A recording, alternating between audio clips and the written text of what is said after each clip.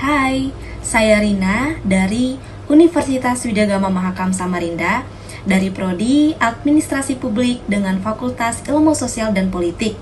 Kali ini kita akan membahas materi terkait syarat pengawasan dalam akuntabilitas publik. Pengawasan dalam konteks akuntabilitas publik ini merujuk pada proses pemantauan dan evaluasi kinerja sebuah pemerintah atau instansi lainnya. Hal ini dilakukan untuk memastikan bahwa mereka bertindak sesuai dengan standar, peraturan, dan harapan masyarakat. Pengawasan dalam akuntabilitas publik ini memiliki tujuan untuk meningkatkan transparansi, mencegah penyalahgunaan wewenang, dan memastikan bahwa sumber daya publik digunakan secara efektif dan efisien. Perlu kita ketahui terdapat beberapa syarat pengawasan dalam akuntabilitas publik.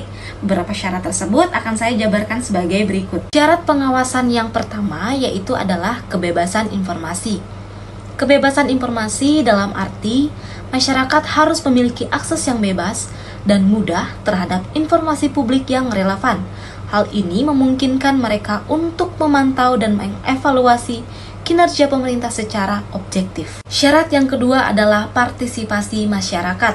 Artinya, keterlibatan aktif masyarakat dalam proses pengawasan seperti melalui mekanisme pengaduan, meningkatkan aktivitas pengawasan, dan mendorong akuntabilitas. Yang ketiga adalah kemandirian pengawas, yang artinya lembaga pengawas seperti aparat independen dalam menjalankan tugasnya tanpa campur tangan dari pihak-pihak yang diawasi. Kita masuk ke dalam syarat yang keempat, yaitu adalah transparansi proses dan keputusan, yang artinya proses pengawasan dan hasilnya harus transparan sehingga masyarakat dapat memahami bagaimana keputusan dibuat dan bagaimana kinerja dievaluasi. Syarat yang kelima yaitu adalah akuntabilitas pengawas, yang dimana lembaga pengawas harus dapat mempertanggungjawabkan tindakan dan keputusan mereka kepada publik, memastikan bahwa mereka juga beroperasi dengan integritas dan sesuai dengan standar yang ditetapkan.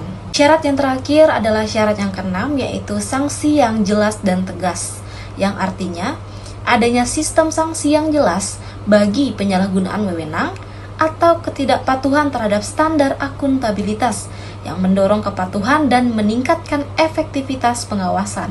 Dari materi ini terdapat satu contoh kasus yang dapat saya berikan yang sudah nyata terjadi di Samarinda, yaitu kasus penyalahgunaan anggaran TPP di Rumah Sakit Umum Daerah Abdul Wahab Syarani, Samarinda.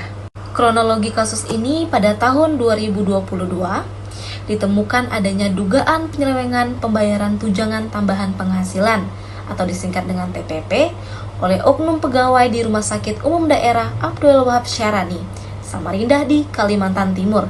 Kasus ini menjadi sorotan karena pembayaran TPP dilakukan tidak sesuai dengan ketentuan dan berpotensi merugikan keuangan daerah.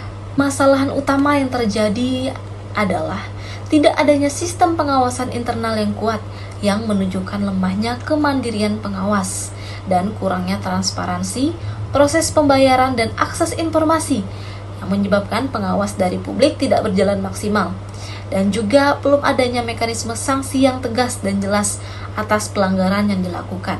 Tindakan perbaikan yang dilakukan oleh Dinas Kesehatan Provinsi Kalimantan Timur adalah mewajibkan rumah sakit membentuk satuan pengawas internal dan dewan pengawas dan melakukan rekonsiliasi rutin terhadap anggaran dan tunjangan serta mengacu pada Peraturan Gubernur Kaltim nomor 22 tahun 2023 yang memperketat pengelola rumah sakit sebagai unit organisasi yang berdiri sendiri. Baiklah, sampai di sini penjelasan materi dari saya. Saya mohon maaf jika ada kesalahan kata dan saya ucapkan terima kasih dan sampai jumpa.